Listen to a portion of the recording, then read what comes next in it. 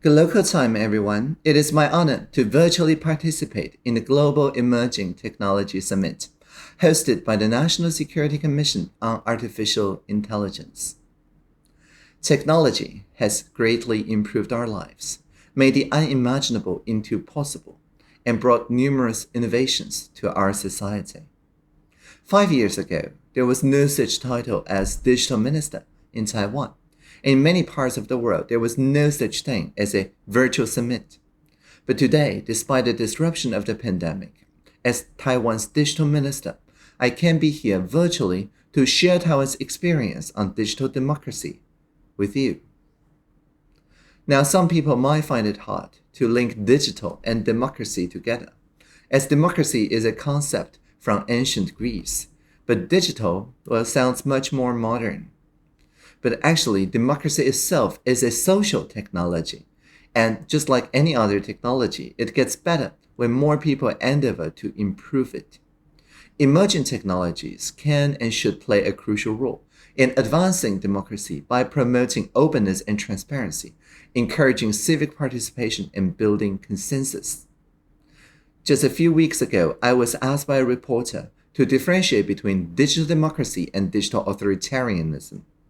My answer was that in Taiwan, digital democracy means that the transparency is making the state transparent to the citizens. However, in digital authoritarianism, the word transparency means making citizens transparent to the state. The foundation of such transparency is mutual trust. When a digital authoritarian regime uses digital tools, such as state censorship, to monitor its people, we in Taiwan, the social sector, actively creates digital public infrastructures to enable everyday citizens to propose and express opinions on effective policy reforms. And that is because we understand to give no trust is to get no trust. So digital democracy in Taiwan always begins with the government trusting the people. I will give you some examples. We cannot talk about digital democracy in Taiwan without first mentioning the Sunflower Movement. Back in 2014, there were 500,000 people on the street and many more online in a demonstration against the Cross-Strait Service Trade Agreement. For the first time in history, Taiwan's parliament was occupied by its citizens. And when I found rumors and non-factual information inevitably grew in an enclosed environment, I contributed by helping to set up a system of communication that was open and transparent to ensure that the truth of what was happening inside the parliament spread faster than rumors. By broadcasting the real situation, people can understand what's really happening and get unfiltered information, enabling deliberation on the street and online. So I would say the Sunflower Movement is a demonstration, not just a protest, but a demo, which successfully demonstrated how openness and transparency can help get into a set of rough consensus, or what I call good enough consensus. It also showed that transparency is crucial in the fight against disinformation, and social technologies play an important role in enhancing this mutual trust.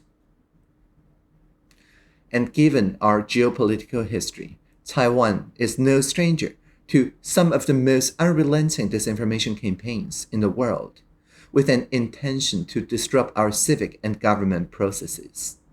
But what is really remarkable is that instead of using any top-down, shutdown, lockdown information initiatives, Taiwan did none of those but employed decentralized, human-centered approaches. In the pandemic, for example, we adopted what I call a fast, fair, and fun approach, and a humor over rumor tactic to combat against the infodemic, which allows the public to laugh at non-factual information.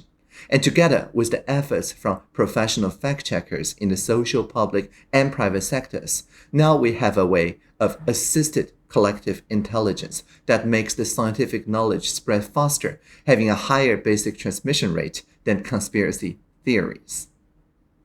Another example is how the open internet community helped us proactively tackle the COVID-19 outbreak at the beginning of the pandemic in January 2020.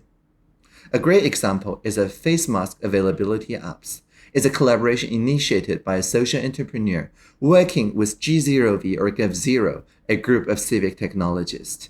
To prevent a panic buying of face masks, we instituted a national rationing scheme, and anticipating that the policy alone would be insufficient to avoid local runs on pharmacies, we released the Application Programming Interface or API that provided real-time location-specific data to the public on mask availability, eventually enabling the creation of hundreds of different mask-related apps.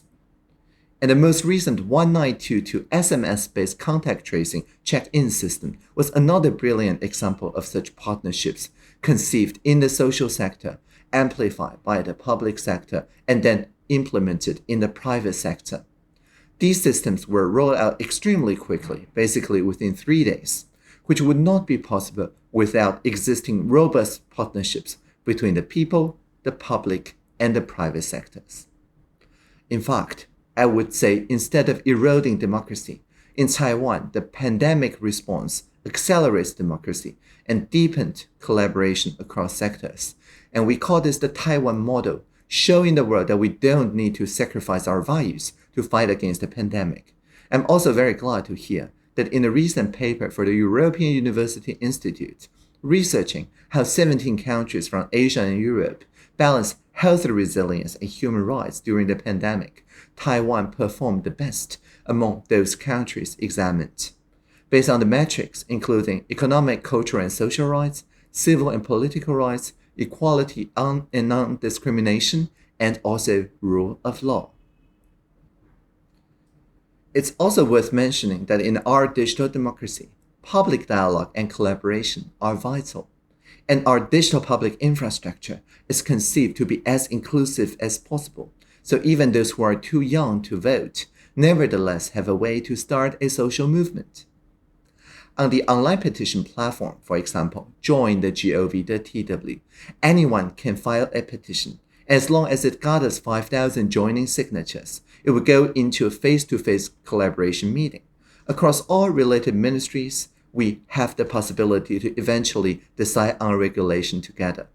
And this is how we make sure that any citizen, no matter how young they are, can help set the policy agenda and play a role in the national decision-making process.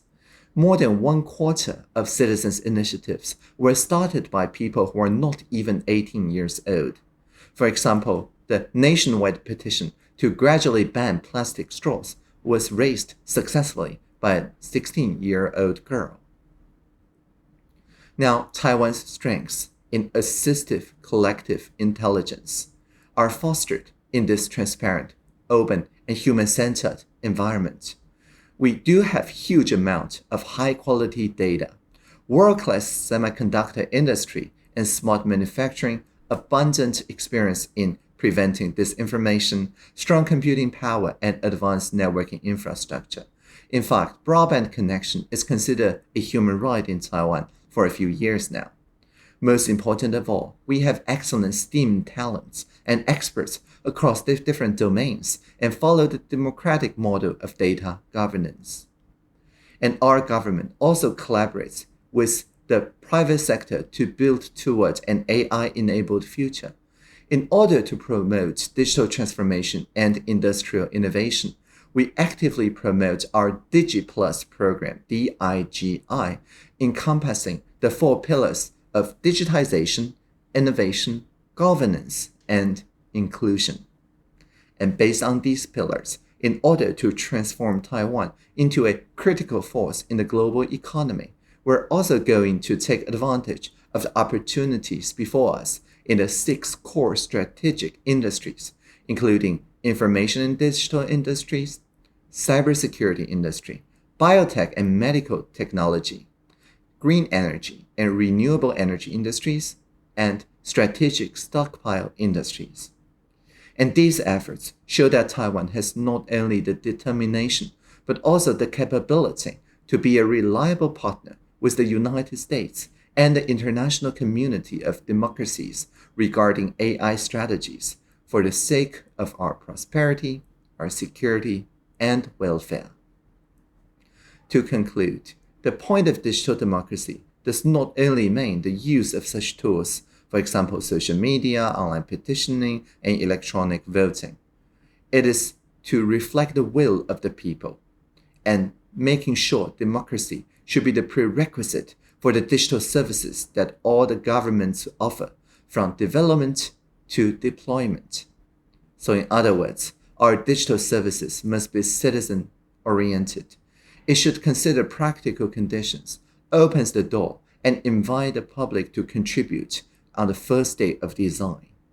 And therefore, our digital services can evolve from the old model of for the people to with the people, and even after the people.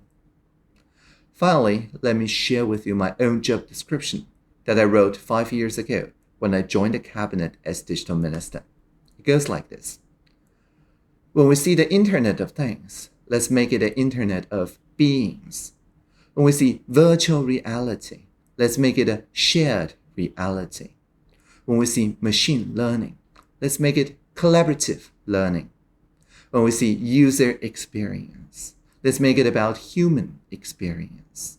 And whenever we hear the singularity is near, let us always remember the plurality is here. Thank you all. Live long and prosper.